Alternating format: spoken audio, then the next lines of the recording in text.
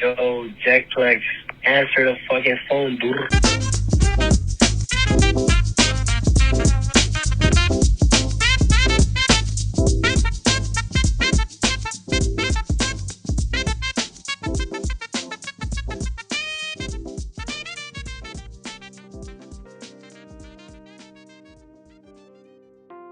There's a term, it goes something along the lines of rubber ducking, or it's called like talking to a rubber duck, or the concept goes along something of those lines. Whenever you talk about something that has happened to you that has been traumatic or has been like an intense experience for you as a human being, and you're able to talk about it, it opens up your mind and opens up different perspectives and emotions. It helps the mind and the body process it. And it's interesting when you think about it, because when you think about it, words are just concept. For example, when I say the word mother and you say the word mother, there are different ideas and concepts and places and people and smells and touches that may come to both of our minds based off of our own perceptions and experiences as human beings. Obviously, I think everybody knows this. I don't think this is like groundbreaking or revolutionary information, but I'm sure that as you speak about what happened and whatnot, you're going to be able to kind of re-experience these things and maybe come out of it feeling a little bit better, or at the very least different, I'd say. I think that the first question I want to start off with is just tell me as much detail as you'd want to go into just about like family,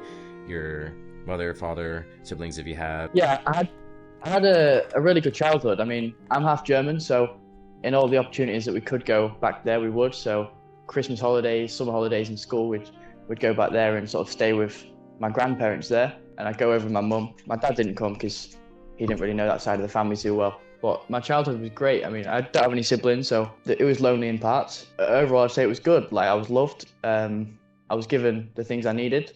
Didn't have everything, but I had enough. And I was happy. I mean, until I was probably about 14, I'd say I was a really happy child. When I was 11, I realized I wasn't straight, and I sort of was too afraid to act on that for a while. And then when I turned 14, I got in my first serious relationship, and that all went downhill very quickly. It wasn't great. I think it's a pretty big deal to kind of realize that you're not straight, and not because being gay is any negative adjective whatsoever. And if you're listening and you would ascribe a negative adjective to that, I would want you to not listen to this and to go educate yourself, seek a resource to change your mind on that, because that's, to put it plainly, that would be disgusting, because I don't want anybody to get any misconceptions on how I feel about that subject. But when it comes to realizing, it's very clear that on this planet that we live on, being straight, in most cultures, generally speaking, most cultures, most places, being straight is the way to go. And as you know, we look at human history, if you're anything, I mean, generally speaking, that is not white/straight, you know, you're going to face some type of adversity in some sense, in some place. For sure, finding out that you're gay is, and especially as a man, because I feel like if a girl says that they are lesbian or that they're bisexual, the male gaze is such a big thing. I think that men kind of see girls that may be lesbian or bisexual as kind of like they're like useful for like a threesome or something like that. If I were to be absolutely fetishized, completely yes, fetishized. if I were to be bigoted, that would be my perspective on it, if that makes sense. As a man that is attracted to other men, I mean, we've all heard of gay bashing, we've all heard general cultural references on how previously it was seen that straight men would really just hate gay men. So it's a very intense thing to kind of realize that, I'd say. That's a lot of emotions to process when you're 11 years old. Did your parents ever judge you? It's quite strange, actually, because you see it online, especially at the time when YouTube and Tumblr was big and MySpace, that kind of thing. It was a big trend kind of to like come out to your family, and people loved that. It was like, not drama, but I think a lot of people look to that to sort of reassure themselves that if I do that, I'll feel better and I'm not going to be in a bad spot. But I never really had the chance to do that because my parents kind of already knew just from little hints here and there as I was growing up. It was more internalized, seeing how the world reacts to diverse people, that I sort of internalized that negative viewpoint and put it onto myself. I felt ashamed of it until my family kind of reinforced that there's nothing wrong with that, and then I was able to go forward with that support. You had talked about this first relationship. I think you were, what, 14? Well, it was great for the first few months. I mean, it was everything I thought it would be, like it's everything I wanted since I'd first realised. But over time, we sort of argued more and more, and those arguments got more and more heated. And I'm not going to lie, it wasn't one way. We were both just as bad to each other, but he was bigger and stronger than me, so in all the fights I'd lose. And yeah, it got pretty abusive, and there was sexual assault involved, and it just like a first real experience. It wasn't great, put a bad taste in my mouth. This was pretty intense. Yeah. Not surprising. Both of you, I'm sure, had come to terms with being gay. As I had just stated, it would be a pretty big emotional thing, right? And Yeah, definitely. I also feel like the male on male dynamic is different than male on female, and female on female is different, if that makes sense. Absolutely, completely. Yeah, there's just so much you can kind of get away with more in male on male because people view women as victims way more quickly. They're super fast as jump on the gun and call the woman a victim in an argument. But with men, they're kind of on equal footing, so to speak, in the view of society, kind of zeitgeist of sexism. So at the start, it was just verbal, and then over time, it sort of, as we got more comfortable with each other and we weren't afraid to sort of have it out, it kind of got more physical, yeah. As you said, he was bigger and stronger, so I'm assuming you got beat up quite often. I mean, I gave him some good ones back, but yeah, I was on the back foot. Okay. No, I've got some good hits in. Does this leave like a bad taste in your mouth? Did you forgive this person? Because you were both pretty young. I'm not saying that's an excuse. But he had a lot of internalized homophobia that kind of he sort of took it out on himself and bottled it up, and then when that was vented onto me, that all came out onto me. So I kind of took the brunt of his internalized homophobia, if that makes sense. Looking back, I mean, I see why he felt that way, and it wasn't cool what he did. It wasn't cool what I did either. But we were kids, like you got a lot of growing to do, so you can't hold it against someone what they did when they were 14. I'm sure he's a great person now. It was sour, but it passed. As you keep growing up, what happens? How are you feeling about relationships? I kind of shied away, took a step back. I mean, in the school environment, that's kind of life. That's what everyone lives for, is relationships and that kind of thing. So you can't really escape it. But I sort of put on a front and was like, oh yeah, I'm talking to this person, that person. And I wasn't. It was just to sort of keep up with the kind of hierarchy of school where if you're single, you're kind of like, oh, no one wants you. I sort of shied away and didn't date, but I pretended I was because I didn't want to look stupid. When I was a kid, it wasn't so big, but especially now with the way social media boomed, it's just that's where the kids live now. It's all online. And so you keep growing up, and how does heroin end up coming into the picture? That came in when I was 16, when I was already into my previous relationship with a new person. We started that together, actually. Oh, you did it. You tried heroin out when you were 16. Yeah. Do you remember that day? Oh yes, I do remember that day very vividly. We'd been doing, me and this new person, we've been together about 4 months at this point, and it was great, but we've been using drugs, lesser drugs like MDMA, cocaine.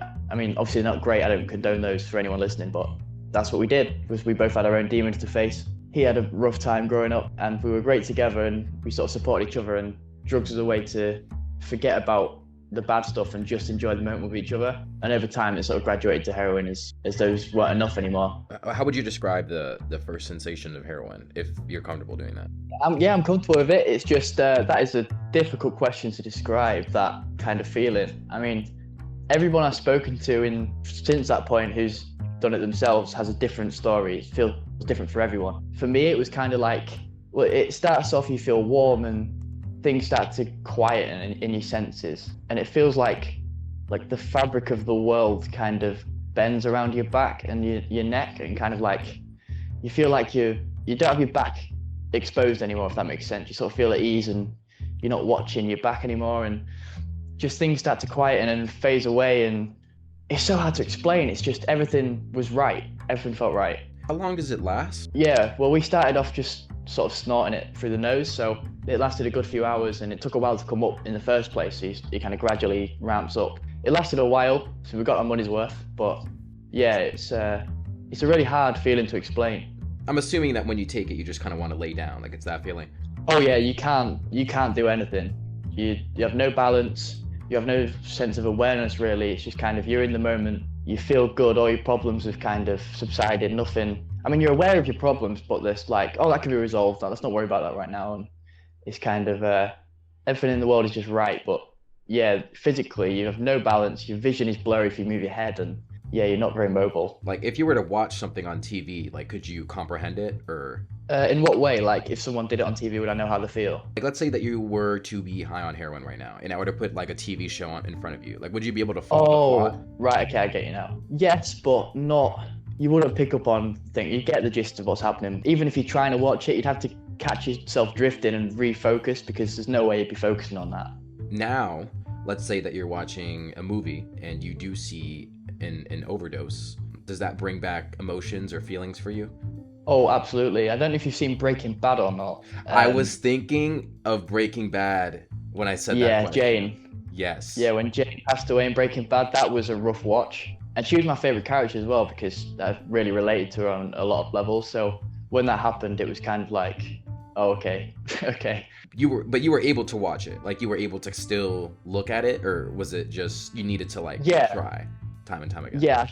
I watched it, and then after the scene had finished, I kind of paused it and took a bit of time to go have a cigarette and reflect on it and sort of think, yeah, I'm fine. Like I've been there. It's just a show. And I went back and watched it and sort of watched the aftermath unfold, and the show carried on. We had talked about this first time that he had used it. Was it the same person that had overdosed with you? Yeah. That's the only person I'd ever done it with. How often would you say that you were doing heroin? At the start, it was probably like once a week. We'd have like on a Friday night, we had no responsibilities. That would be the time because you can't fulfill any responsibilities when that's happening. But obviously, over time, it ramps up and up as your tolerance grows, and you sort of realize it's such a powerful substance. The effect it has on your personality and the craving, and it just takes over your whole life. It's a full-time job, and it ramped up, and before we knew it, it was every day. Did you have trouble keeping it from your parents? Were they somewhat aware? Did they have an idea, or you had that on lock? My mum kept bringing up that she thought I was smoking weed, and she teased me about it. I'd allow her to think that because obviously that's way better than what's actually happening. So she sort of knew I was doing something, but she didn't know what it was. For almost 3 years after that had ended, she then found out. You said you had started ramping up. It was once a week, and then it started ramping up to, I think, almost every day, you said? Yeah, so it was like once a week, and then so it started as Friday, and it'd be like, well, we'll do it Monday as well, just to pick ourselves up again for the week. And then it'd be, well, Wednesday, we've had a day off, and then it's Friday again, and then we do it over the weekend, and then And you're still in high school, right? Yeah, we were in school. It was actually towards the end of school, so we had the important exams coming up. I mean, and I'd imagine that while you're in school, you're probably just thinking about doing it the next time. That's all you think about all the time. I mean, you do it, you're thinking about it, and you're enjoying the moment.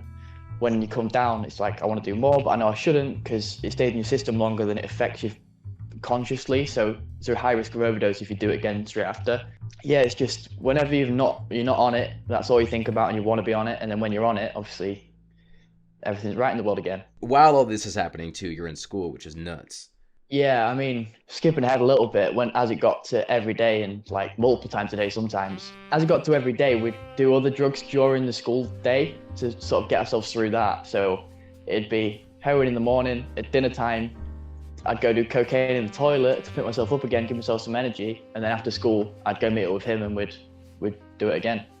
So when you guys take heroin, I mean, you said you can't really move or like handle any responsibilities, right? You could walk somewhere if you had to, but it wouldn't be easy. Your balance is off and your vision is, every time you move your head, your eyes have to readjust and it's all hazy and blurry and yeah. So I'm sure that on some level you guys must have connected emotionally and physically and so on and so forth, but I think that when you introduce a substance such as heroin, it becomes such an experience to have this with the same person. Like, did you guys have like something to do that you guys only did with each other when you guys got high off heroin? Like, would you guys dance or something? Or is sex even possible? Sorry? Is sex even possible on heroin? You could give it a go. I mean, yeah, we tried. I wouldn't recommend it. I mean, it's not. The feeling of the high is so much better than sex. So it's kind of like, oh, I've just eaten a really nice cake. Now let me go have a chocolate bar. It's like a bit underwhelming. I would have thought that you can do something pleasure-inducing and it enhances it, but you're just like, nope, I'd rather just lay. You can spend time with each other and connect on a deep level when you're high together, but physically, anything beyond just like being with each other, it's kind of counterproductive because it's distracting yourself from the high, which is what you've paid for and what your whole life revolves around at this point. And I'm assuming too that you can pick up like a different vibe, if you will, from this person when you're high. There's no way to be as happy as you are, and there's no way to connect with someone as deeply as you can. You guys are doing this time and time again, and how does it end up being that this person overdosed? I'd overdosed previously, so I kind of knew what was happening when I noticed, because obviously he told me what had happened to me. I mean, we were kind of just there. We always went to the same spot. It was like, there's this old seawall near where we live, so we'd sort of sit on the pebble beach, and obviously no one could disturb us there, and we kind of could just be completely lost in what we were doing. And it'd gone quiet. So I looked over and that's when I realised what had happened. And at that point it was kind of like, yeah, it was a bit, I'd noticed too late. And you were high at this point in time too, right? Oh yeah, I was out of my head completely. Your perceptions are so different because of this drug, but I'd imagine, right, if you were sober, that your heart would be beating, maybe screaming, sweating.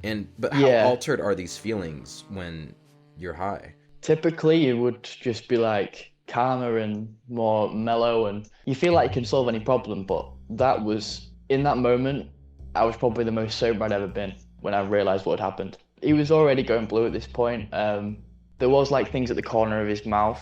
It wasn't like fully foaming or anything like that, but yeah, all the telltale signs were there. I tried to wake him up. It didn't work, obviously. He was still alive at that point, and I tried to sort of wake him up, but I knew, because I'd been in that situation, I knew there was no way I was getting through to him. He had to get through that himself, or chemically he needed help. So I called an ambulance, but we were so far away from any roads. It took so long for them to get to us as well. It's a big mistake we made.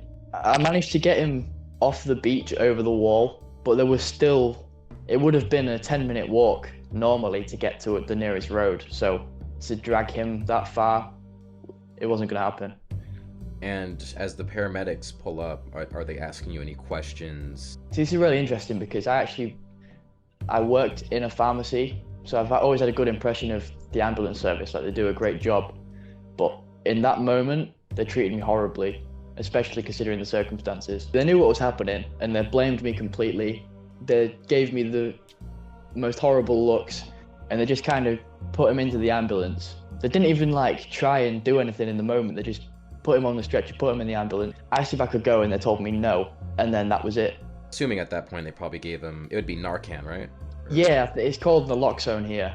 We don't call it Narcan in the UK, but yeah, it was basically that. I've done some volunteer work with my local fire station. I actually did want to be one. I did so much training for it, but I chose against it for a lot of different reasons. One of the main reasons actually was because of the things that you see on the job. So like, for example, that overdose. Think about how many accidents happen in your local area, how many murders, accidents, people falling off ladders, cuts, stabbings. And another thing too, that's a huge thing with being a medical professional, is dealing with people shitting themselves as they're, going through detrimental processes to the body. All of this to say, perhaps when the paramedics had seen you, I guess they were angry/disappointed because they more than likely see that so much and so often. But it also partially baffles me because I'd assume that you presented as a young man. Yeah, I mean, I was 16, so I was a kid. Exactly. So that's the part that puzzles me, is that, and I can't speak on it too much because I'm not a paramedic. As you said, I don't think that was a very nice or kind way to handle that situation. I mean, I'm sure they could tell that you were probably high too. Oh yeah, definitely. I'd assume at that point that if a kid is walking around with heroin, you'd rather be nice to the kid than, brush him off. Yeah, I mean, in the area I'm in a small town, and heroin is not big. Tracking down someone to get it from was tough. We were lucky that one of our best friends actually was a supplier. He was a dealer himself, so we had a close relationship with him, which there are many escapades that happened. But yeah, so we got it from him. But other than that, I mean, there's barely anyone around here that uses heroin, so maybe they just weren't prepared for it. I don't know. Did they just leave you in the woods? Yeah, so I was by this seawall, and they came and just took him, brushed me off, were really rude to me, looked down on me like I was literally some junky piece of shit, and yeah, and carted him away and just left me there to walk home. What the fuck? I genuinely would not have expected that. Yeah, it was crazy. I thought they at least would have let you come in and then taken you to a road. I mean, they must have known you were high. I don't know. I've never had an experience like that with a healthcare professional before. I don't know what that was about, but yeah. Where did you go next? What was your next move? So I went home to get money, so I could then get the bus to the hospital. So I went to the hospital, and they wouldn't tell me anything, because patient confidentiality or whatever. They wouldn't tell me where he was, so I just kind of sat in the waiting room. And then after probably about an hour had passed, his parents came out, and they hated me. We did not get along at all at any point. And we went outside, and then they just sort of gave me what they thought. They gave me how they were feeling, and they blamed me for it, shouted at me, called me names, said it was my fault, and that not to go anywhere near them ever again. And were you still high? It kind of started to taper off at this point. I was sort of starting to go into withdrawal. As they're calling you these names, are you almost on the verge of crying? Can you even feel anything at this point? Because that's such a big event that you've experienced. Like, I feel like that takes days to process, or years. Really. Yeah. Up until the point that I'd got there, I'd cried so much that I didn't think I had anything left to cry. That's when it sort of started to sink in. When I was sat in the waiting room, I was kind of just going through it in my head what had just happened and what it means. So then as they were sort of laying into me, I didn't even know what to think. I just sort of stood there and looked at him while they berated me. And what was the outcome of the overdose for him in terms of his health? He didn't make it. He did not. No. Did the parents ever talk to you again afterwards? I'd seen his mum in a shop near me. I didn't approach her, but as she came out the shop, she saw I was there. So she came over and just kind of was really cold to me and told me like not to talk to her and not to go near her. And I asked her like, when's the funeral? Can I come, whatever? And she wouldn't tell me, and I never got to go. How long ago was this? 2019, so a few years ago now. Did your parents ever find out about the whole thing? They found out last summer that I was using heroin still, because they didn't know at this point that I'd ever used it. So they found out then that I was using. And I mentioned in passing in that conversation, as that was all happening, that I started with someone and now I'm not with them. They know that my partner passed away, but they don't know any details. They don't even know his name. How did they react to finding out that you were on heroin? Originally, they were very supportive. They hugged me, said, it doesn't change who you are, we'll be here for you. And as time passed, I think as it sunk in and the shock had subsided, they kind of, I don't know if it's because they were blaming themselves or what, but they got a bit, I feel they looked down on me a little bit through the things they've said to me. My mum, my friend was round, who I'd done other drugs with, but I'd never done heroin with. And he was over, and my mum came home and realised he was there and she doesn't like him. And she told me to get him out of the house, and she said, drug addicts aren't welcome in this house. And I kind of stood there and looked at her, and then I think she realised what she said, but she wouldn't admit it. She'd act like I was overreacting. Even to this day, when I brought it up recently, she still thinks that was me overreacting, that I was offended by that. And my dad has also belittled me about it in times when he's been angry with me. When they belittle you for your drug use, how does that make you feel? It hurts my feelings, but I know it's just them being angry about it and upset because they feel like it's their fault. They're great parents. It's nothing to do with them, but I understand why they feel, so I try not to take it too personally, but obviously it cuts deep, you know? Do you still use? I don't. I actually was discharged from rehab yesterday. Holy so shit. I'm all clear from rehab now. What timing? Yeah, at 5 p.m. my appointment was, and they positively discharged me. I'd been clean since September, at the end of September. And who put you in rehab? Was it your parents that were like, all right, you gotta go? How did that work? Yeah, it was basically you're going to go to the doctor and get into rehab, or you're not going to be under this roof. So I went to my GP, my doctor. I don't know if you have GPs in America or whatever, but yeah, the doctor. And they referred me to the rehab place, and then I started that program. And if it wasn't for my parents giving me that ultimatum, I wouldn't have gone after help. I didn't want help at that point. When you were in rehab, did you get the chance to talk about and is it okay if I say ex-partner? Yeah, that's fine to say, is what it is. And no, I didn't really talk about it. Did you have a therapist, a psychiatrist? Not really. It was kind of just like, it was more about the medication. Like they spoke to me the first few appointments, did like tests and stuff, and then got me onto medication. And I reacted badly to the first medication, so they swapped me over. And from that point, it was just kind of smooth sailing. They'd check in on me every now and then, and that was it. I've interviewed quite a number of people who addicted to things, and I've interviewed, I think it was definitely a woman who went to a mental institution, but what she talked about quite a bit was that people in rehab were not being treated correctly because of the focus on medication over proper education, if that makes sense. So by proper education, I mean therapy, so discussing your emotions, discussing why the things that you do, and giving you the proper tools and knowledge to be able to know yourself to take steps forward. But medication seems to kind of give us this physical, and there's a combination of both that is effective, but I think that an over focus on either one can be negative, if that makes sense. Absolutely. How do you feel about that statement? That is incredibly true. I mean, they don't even. My first worker knew that my partner had passed away, and then she left, so I got a new worker, and she never found out about that. And it was all just about medication. I'd come in for an appointment, and it'd be, let's do the test, and then, how are you doing?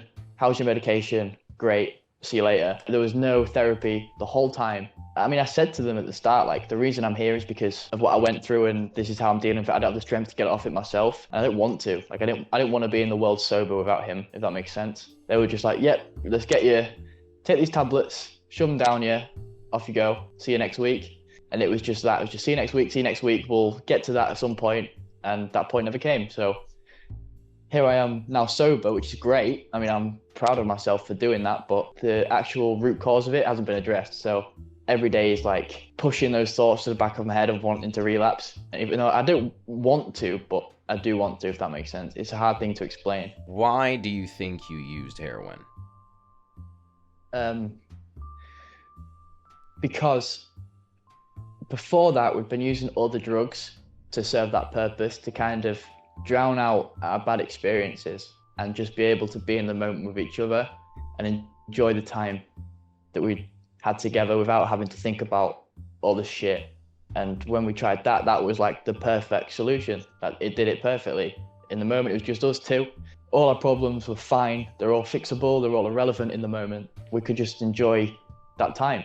Whereas if we hadn't, we just constantly have through our heads all the things we've been through. When it comes to the overdose, do you have a sense of blame for yourself? And I would like to say, I think that you were very young. I think that nobody would want that to happen to their partner. I do not think it is your fault. And I don't think you should think that that is necessarily your fault either. Could smarter decisions have been made? Sure. Were they made though at that time, at that point? No. And is that what happened? Yes. You're gonna feel one way, but to know that it's not necessarily your fault, I think is a piece of knowledge you should try to keep. I do. And the thing you said, I completely agree with, and I tried to reinforce that in myself. At the end of the day, when I overdosed and he was with me, I came out on the other side. When it was the other way around, he didn't. Even though at the time, there's nothing I could have done more than I did, it still feels like I failed.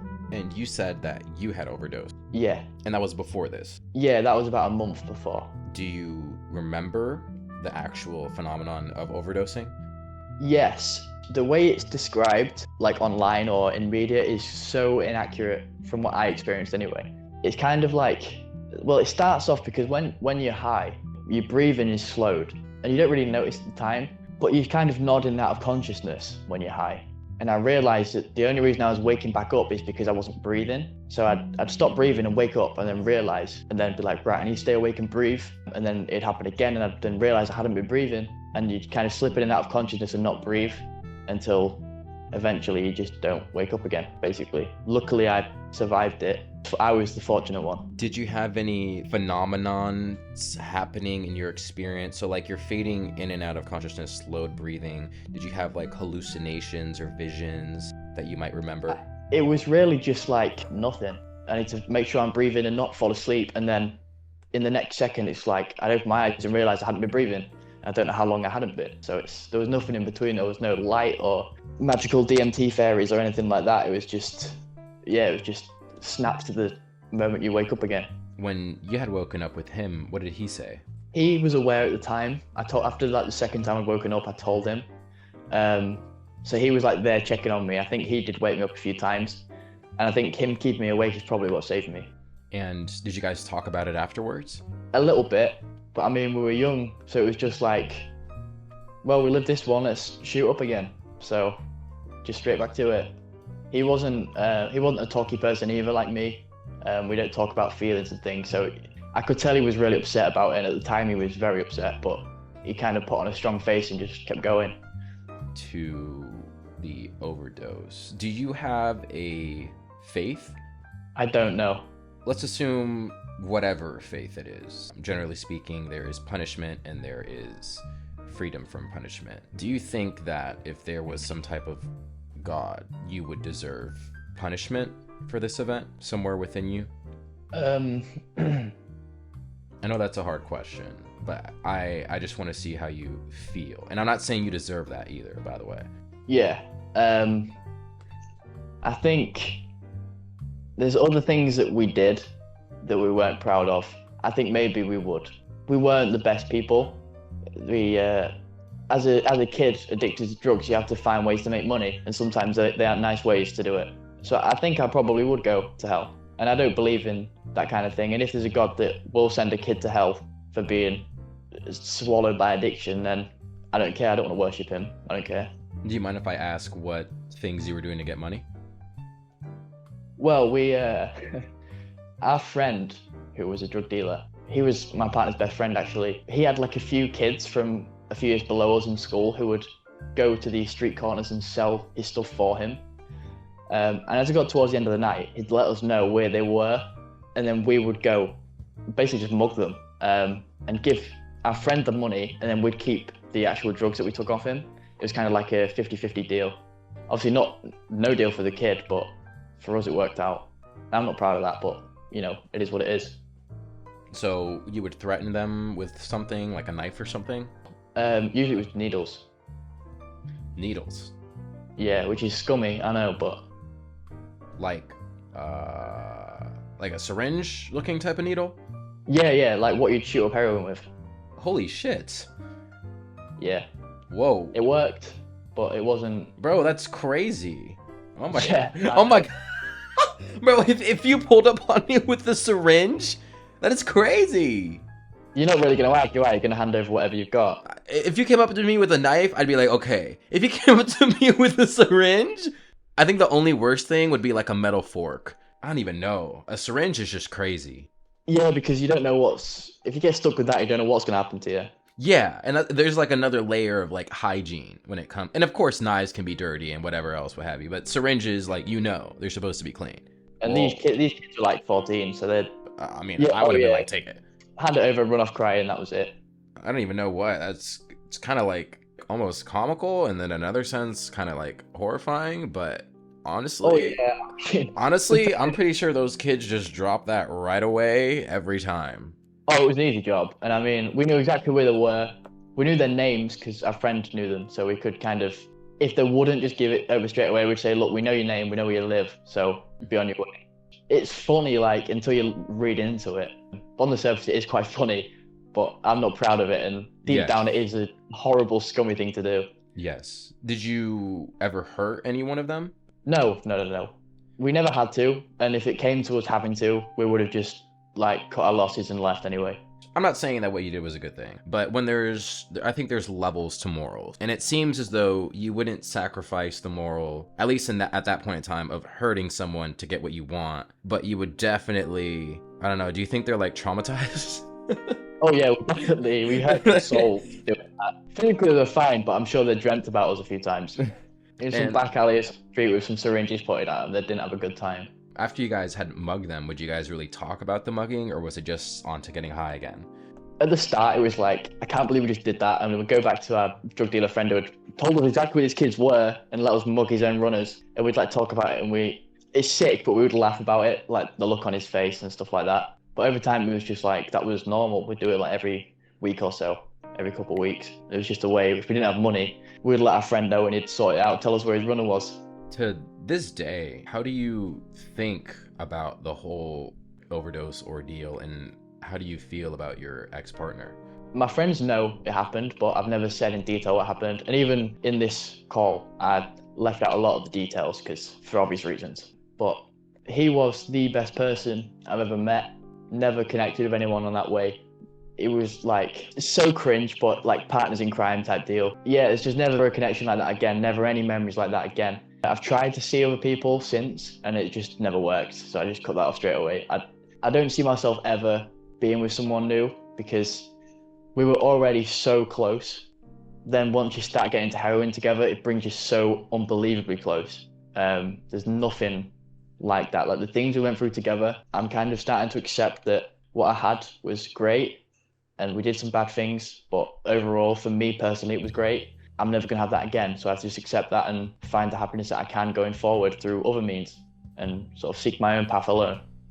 I do genuinely believe. And it will not be the same connection, but you will find a connection on a same level or even a higher level. Not the same one, but a different one catered for you in the future, I believe. I've interviewed quite a number of people at this point that have been through, honestly, some of the worst shit you could imagine. And one of the things that I hear most often from people is that there is hope, there is a way, there is a time, there is a place. And I do think in time, it will come to you within time. Somehow, I mean, for not talking about this too much, you seem to have a very mature perspective on it. Why do you think that is? After it happened, nobody knew about it, and I had to just act like nothing had happened.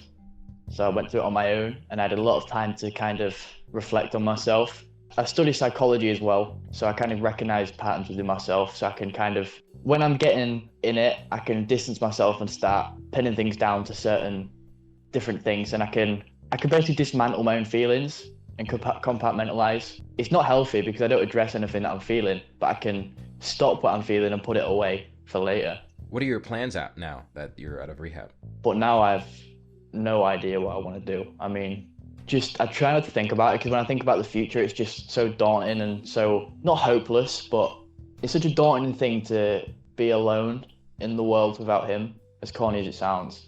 But it's just, yeah, I try not to think about it too much because it just scares me to have to know that I'm going to have to live the rest of my life on my own. And I mean, I've got great friends, really close friends who've helped me through a lot, but ultimately nothing compares to that connection.